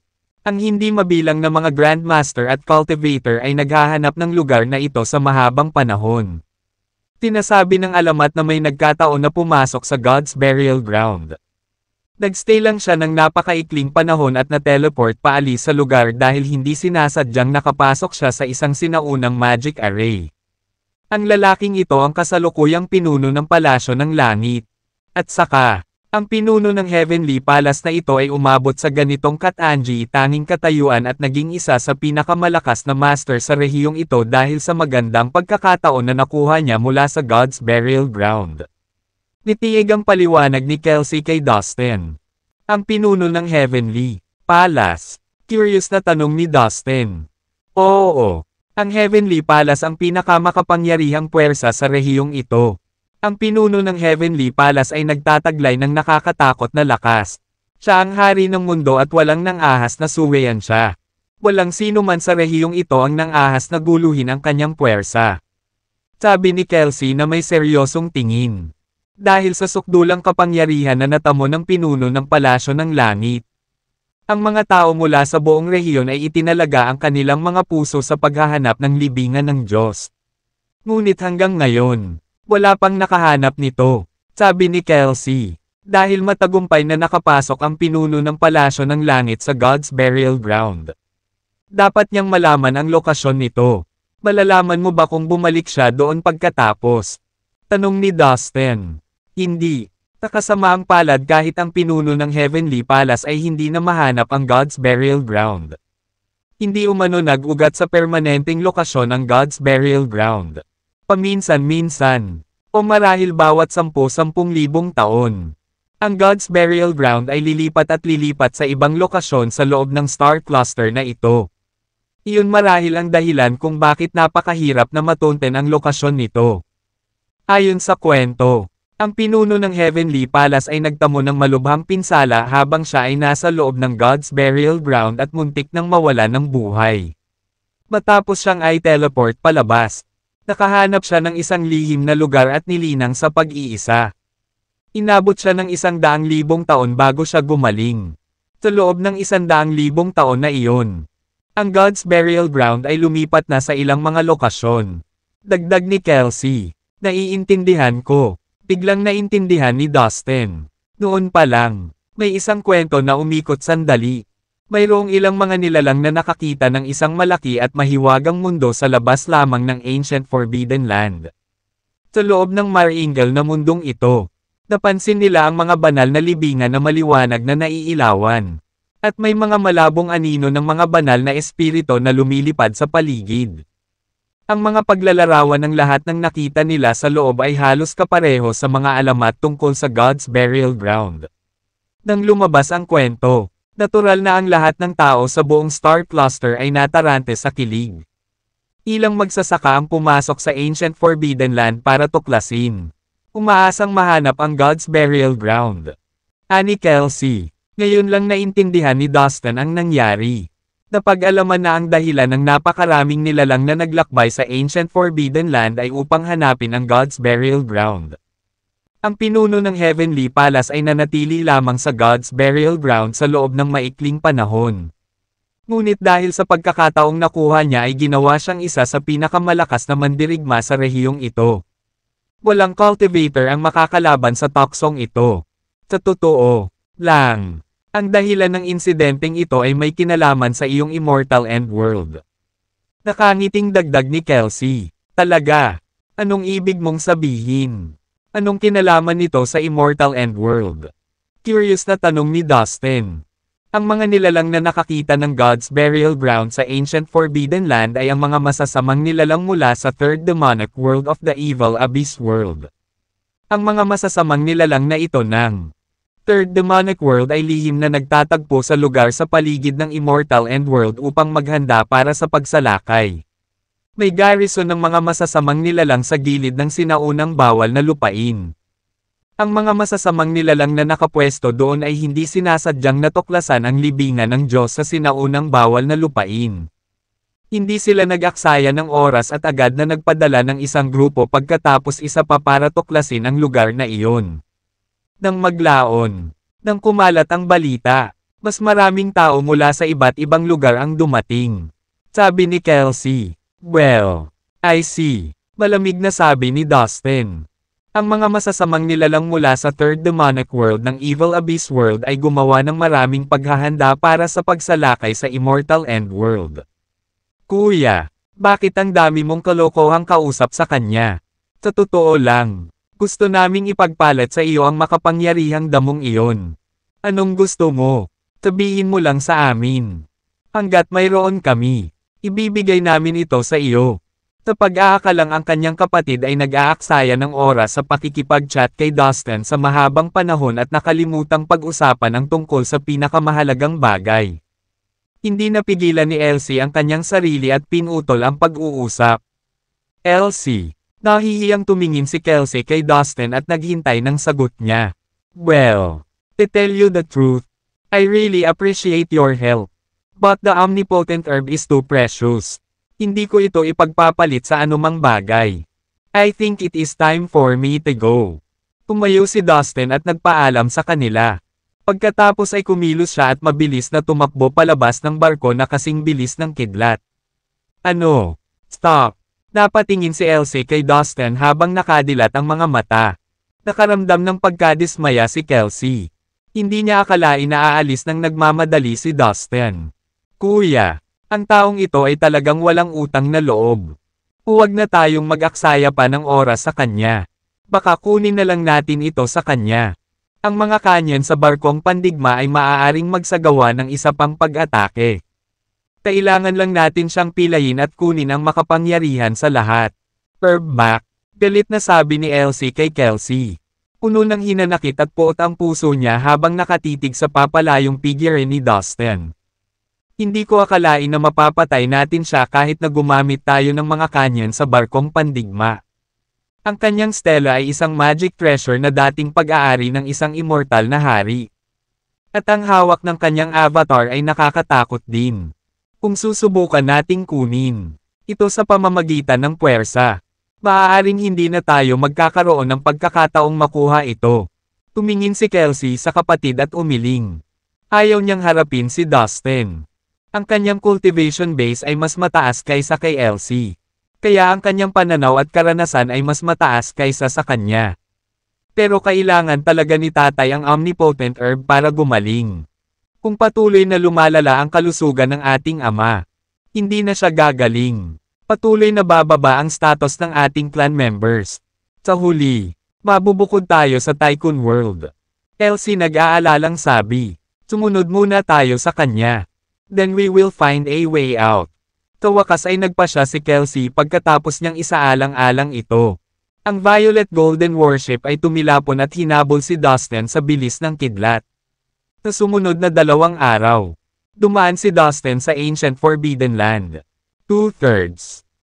Ang kanyang paglalakbay ay tila walang katapusan dahil ang sinaunang ipinagbabawal na lupain ay isang malawak, hindi masusukat na lupain. Napakalaki ng lupain. At ang laki nito ay katumbas ng isang buong malaking mundo. Ang buong lupain ay natatakpan ng makapal, tinaunang kagubatan. Maya-maya, naramdaman ni Dustin na may isang grupo ng mga tao na naghahanap sa kanya at hinahabol pa siya. Tiyak na narinig nila ang tungkol sa makapangyarihang damo. Ang sinaunang Forbidden Land ay malawak at puno ng panganib. Halimbawa, may mga alingaw-ngaw ng ilang tao na aksidenteng nakatagpo ng isang sinaunang hayop sa antas ng immoral na hari.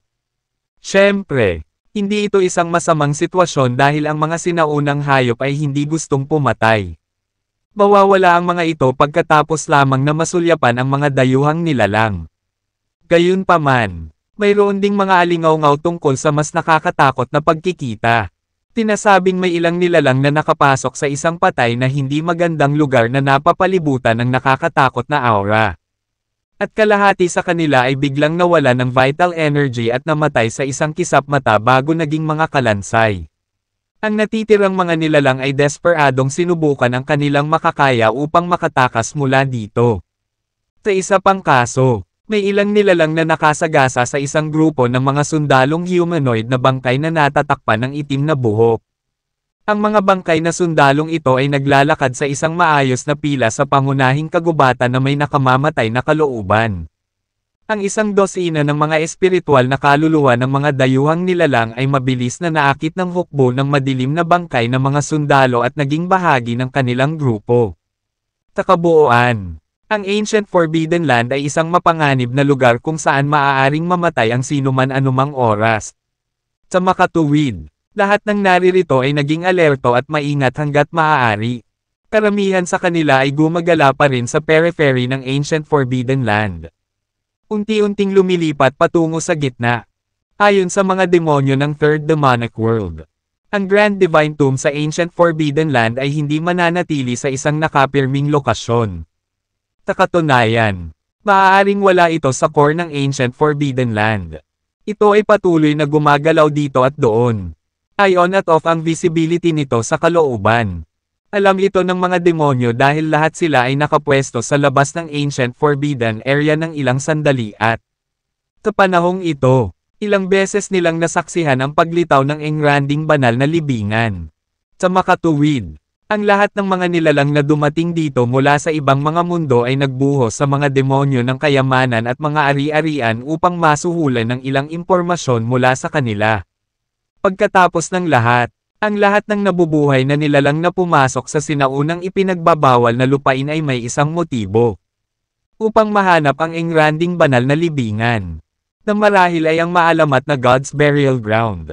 Lahat sila ay pumunta dito na may pag-asa na magkaroon ng swerte sa kanilang panig. Dahil kahit gaano pa sila karaming impormasyon, ang paghahanap sa God's Burial Ground ay parang pagkuha ng tiket sa lottery. Siyempre, gusto rin nilang tuklasin ang Ancient Forbidden Land habang naririto sila. Dahil kahit delikado ang lugar, marami rin namang rewards at treasures ang makikita.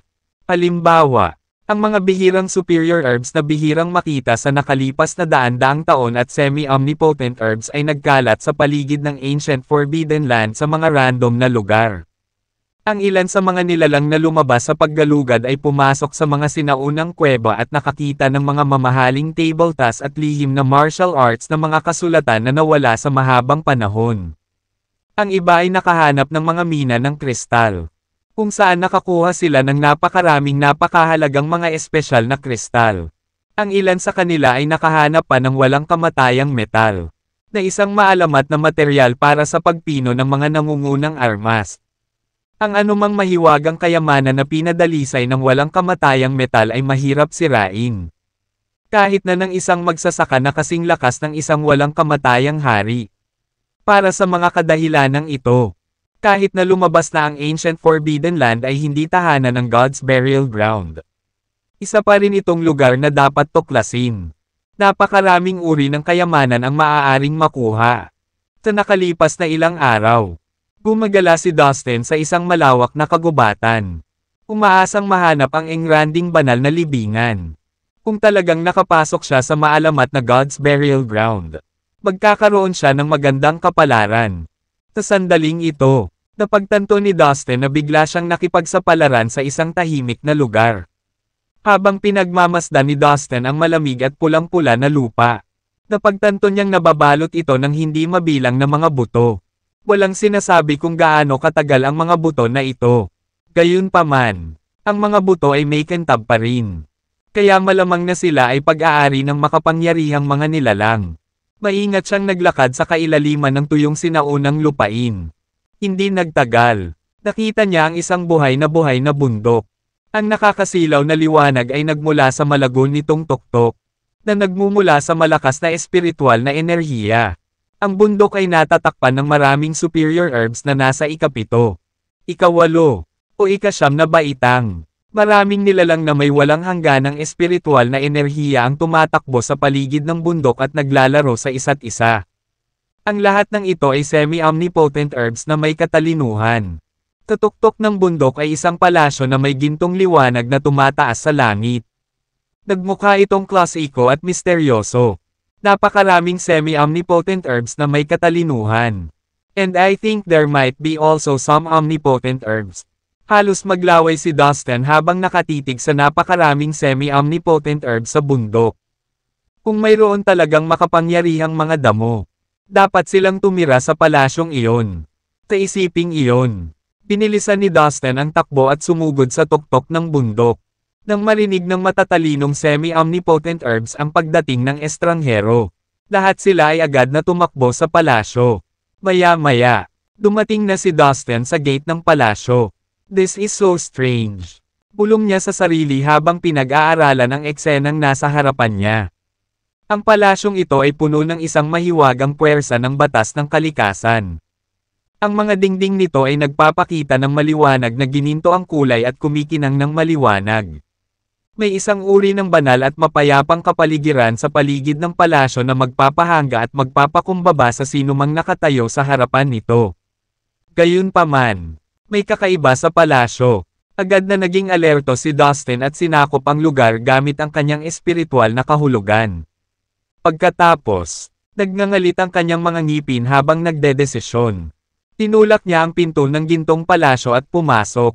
Isang sinag ng gintong liwanag ang sumilay sa mukha ni Dustin. Ang buong palasyo ay napuno ng mayamang enerhiya. Sa gitna ng palasyo ay may pool na halos 5 metro ang haba at 5 metro ang lapad. Ang pool ay napuno ng isang mapusyaw na gininto ang likido, na parang ang araw mismo ay natunaw. Ang gininto ang kulay ay nakasisilaw, na nagparamdam kay Dustin ng init at kapayapaan. Ano ito? Naglalaman ito ng walang katapusang sigla. Isang napakalakas na aura ng lalaki na puno ng walang kamatayang enerhiya ang agad na bumalot kay Dustin. Nalaman niya na ang Golden Sun Scripture sa loob ng kanyang katawan ay nagsimulang tumakbo ng napakabilis sa isang kisap mata. Nakatayo roon. Naramdaman ni Dustin ang kanyang espiritual na kaluluwa at ang kanyang katawan na nanginginig. Ano ito? Mahinang sabi ni Dustin. Sa sobrang tuwa niya ay halos nakalimutan na niyang huminga. Nakatitig lang siya sa golden pool nang hindi kumukurap. Tinabi sa kanya ng kanyang instincts na ang gintong likido sa pool ay hindi pangkaraniwan at magkakaroon ng malaking epekto sa kanyang golden sun scripture. Swish! Noon pa lang, naramdaman niya ang isang nakakatakot at malamig na tingin na biglang bumagsak sa kanya. Na nagpanginig sa kanya. Ang lamig sa kaibuturan ng kanyang puso ay tumaas ng hindi mapigilan. Naabala siya sa ginintoang pool sa gitna ng palasyo kaya't nakalimutan na niyang pansinin ang buong paligid. Ngayon, agad siyang tumangala at nakita niya na ang buong palasyo ay nababalot ng gintong ambon. Sa pamamagitan ng malabo na gininto ang liwanag, nakita ni Dustin ang isang malabong eksena. Isang kalisya ang nakaparada sa kailaliman ng palasyo. Mukha itong luma at malubhang nasira. Na para bang maaari itong gumuho anumang oras. Sa kalisya ay nakaupo ang isang maikling estatwa ng bato na kulay ginto din. Ang rebultong bato na ito ay hindi hihigit sa isang kamao at tila nababalutan ng gintong pulbos. Doon lang napagtanto ni Dustin na may matalim na mata na nakatingin sa kanya ang rebultong bato. Ang titig nito ay sobrang lamig at puno ng pamatay na kalooban. Bagamat kasing laki lamang ng kamao ang gintong rebulto, naglabas ito ng malakas na enerhiya, na nagpanginig sa mga tao at gustong lumuhod. Sa ilalim ng kakila-kilabot na panggigipit, maingat na sinisiyasat ni Dustin ang estatwa at nalaman na ito ay isang estatwa ng isang Daoist. Nakasuot ito ng robe bagamat hindi niya makilala ang kulay ng damit ng rebulto.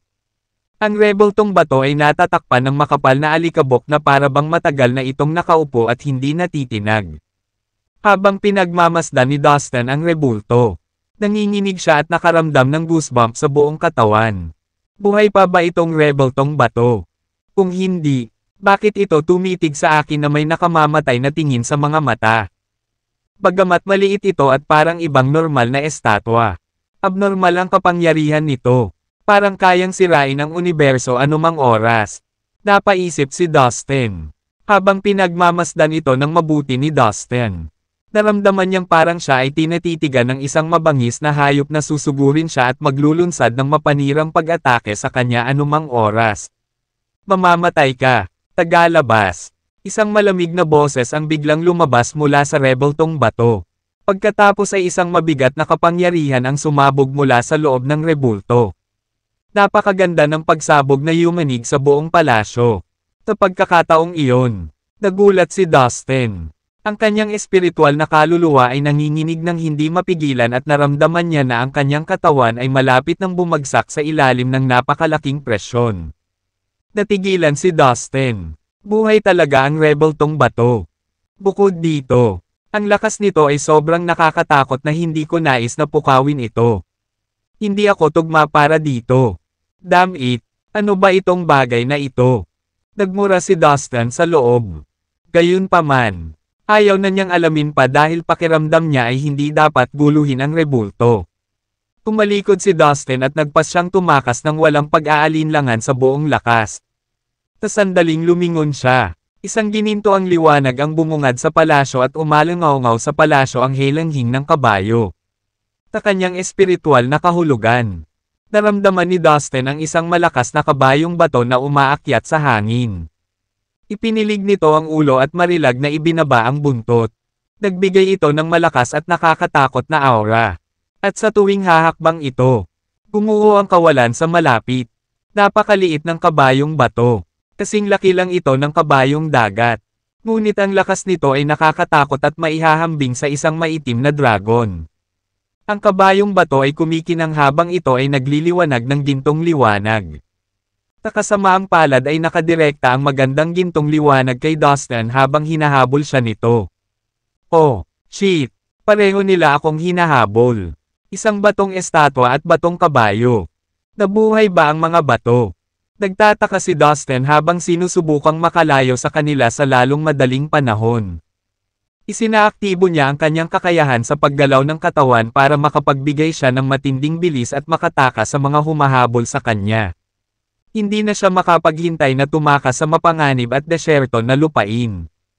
Gayunpaman, ang kabayong bato ay kumikilos din sa isang nakakatakot na bilis.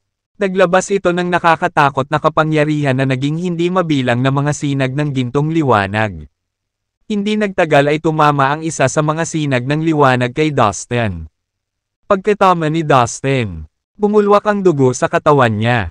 Bumilis ang tibok ng puso niya dahil sa takot dahil hindi siya makapaniwala na ang ganitong kaliit na estatwa ay maaaring magdulot ng labis na kalituhan. Madali akong matatalo ng kabayong batong ito. Postahan ako na ang kabayo ay dapat na ginamit upang hilahin ang kalisya sa palasyo. At nangangahulugan iyon na ang rebel tong bato na nakaupo sa karwahe ay dapat na may-ari ng lugar na ito. Ang batong rebel tong iyon ay tiyak na napakalakas. Napaisip si Dustin. Bush! Lumabas ang demonyong avatar ni Dustin sa tabi ni Dustin. Hawak ang diabolic killing needle. Gumanti ito sa pamamagitan ng pagpapakawala ng masamang enerhiya na sumabog at humampas pabalik sa kabayong bato. Ang kabayong bato ay nagbigay din ng isang mahabang paghingi na parang isang dagandong. At pagkatapos ay ang lakas ng pakikipaglaban nito.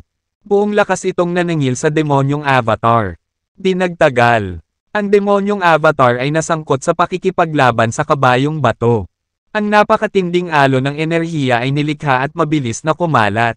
Laking gulat ni Dustin nang makitang mas malakas pa ng bahagya ang kabayong bato kaysa sa kanyang demonyong avatar. Maaaring tumugma ang demonyong avatar ni Dustin sa isang master ng Immortal Realm. Ngunit napilitan itong umatras habang nakikipaglaban sa kabayong bato. Hindi mapigilan ni Dustin ang mapabuntong hininga sa kanyang isipan. Ang sinaunang Forbidden Land na ito ay talagang isang mapanganib at mahiwagang lugar. Ito ay hindi para sa mahina ang loob. Ang gininto ang tigre at ang kabayong bato ay madaling may kumpara sa mga Panginoon ng Immortal Realm. Bukod dito, taya ko na ang batong rebulto ay mas malakas kaysa alinman sa kanila. Kung kikilos ang rebel tong bato, tiyak na patay na ako. Pag-iisip ni Dustin. Isinasaalang-alang na napakaraming mabibigat na kalaban at nilalang ang nandoon. Hindi nang ahas si Dustin na magtagal doon. Kinokontrol niya ang kanyang demonyong avatar upang labanan ang kabayong bato habang umaatras. Ang gusto lang niya ay umalis sa mapanganib na lugar sa lalong madaling panahon. Ngunit may ibang plano ang kabayong bato. Mahigpit itong humahabol kay Dustin na para bang hindi ito titigil hanggat hindi siya nito napatay. Ang marahas na enerhiya ay mabilis na kumakalat saan man sa lugar na iyon. Na naging sanhi ng pagyanig ng mga bundok at ang alikabok ay sumayaw sa hangin. Sa wakas, si Dustin at ang kanyang demonyong avatar ay umatras sa gilid ng walang buhay na sinaunang lupain. Nakahinga siya ng maluwag. Gayunpaman, tulad ng pag-iisip niya na siya ay ligtas. Isang malamig na ungol ang umalangaw-ngaw. Ang ungol ay parang kulog na nagpapadurog sa kalangitan. Dinurog ng malakas na sound wave ang masukal na kagubatan sa malapit at ginawang pulbos ang kahoy. Pagkatapos, isang hindi mapigil ang aura ang sumugod at ikinulong si Dustin. Natakot si Dustin. Sigurado siyang ang estatwa ng gintong bato ang gumawa ng hakbang laban sa kanya. Saktong umalangaw-ngaw ang singhot. Isang kamay na bato ang biglang lumipad palabas ng palasyo at lumapit kay Dustin. Muntik nang bumagsak si Dustin sa lupa sa mabigat na kapangyarihang binitawan ng kamay. Ipinatawag ni Dustin ang Fire Stella. Nagbuga ito ng nakakasilaw na gintong liwanag habang inilalabas ang pumipigil na kapangyarihan na tumama sa kamay ng bato. Kasabay nito, ang demonyong avatar ni Dustin ay sumugod sa kanyang tabi sa isang kisap mata.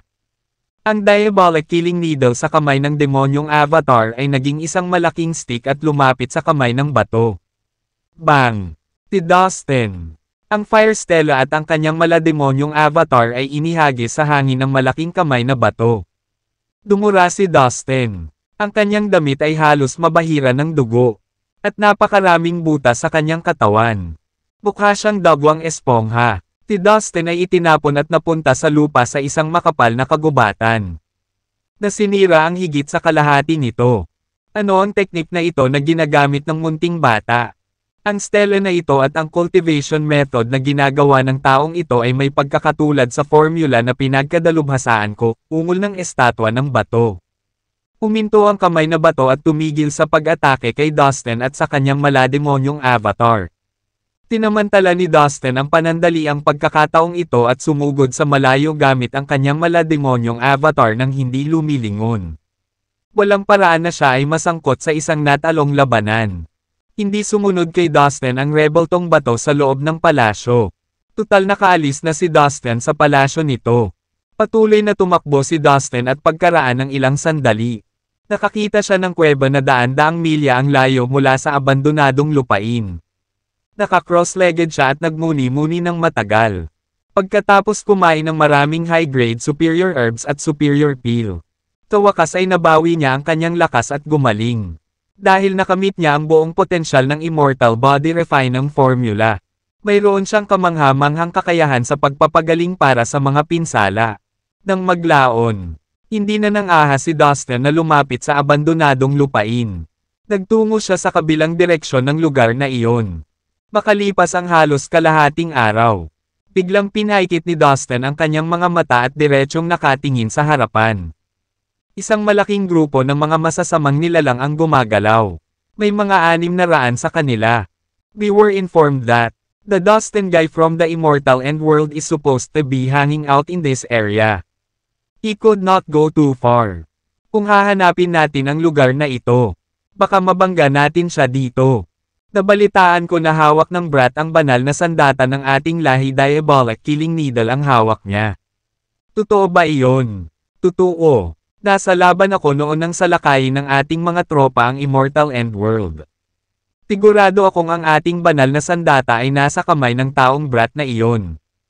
Kakaiba. Ngunit bakit ang ating banal na kayamanan ay nahulog sa mga kamay ng isang tao sa Immortal End World? Narinig ko na sa isang sinaunang labanan. Ang ating banal na prinsipe ay sabik na tumayo. Kaya kinuha niya ang Diabolic Killing Needle at pumasok sa loob ng walang kamatayang katapusan ng mundo. Gayunpaman, mula noon, siya at ang Diabolic Killing Needle ay nawala at wala nang nakarinig patungkol sa kanila. Ang masasamang nilalang ng kalaliman ng demonyo ay nasa mainit na usapan at hindi nila namalayan na sila ay binabantayan. Tinago ni Dustin ang kanyang sarili. Iningagamit ang aura disguising skill. Gumapang siya sa kanila para mas marinig niya ang usapan nila. Ang mga masasamang nilalang na ito ay dapat na mula sa ikatlong demonic world ng Evil Abyss World. Hula ni Dustin. Humph! Ngayong nakilala ko na sila. Hindi ko na sila papakawala ng madali. Malamig ang mga mata ni Dustin at sa pagkakataong ito ay hindi na niya ito titigilan. Handa siyang patayin ang mga masasamang nilalang.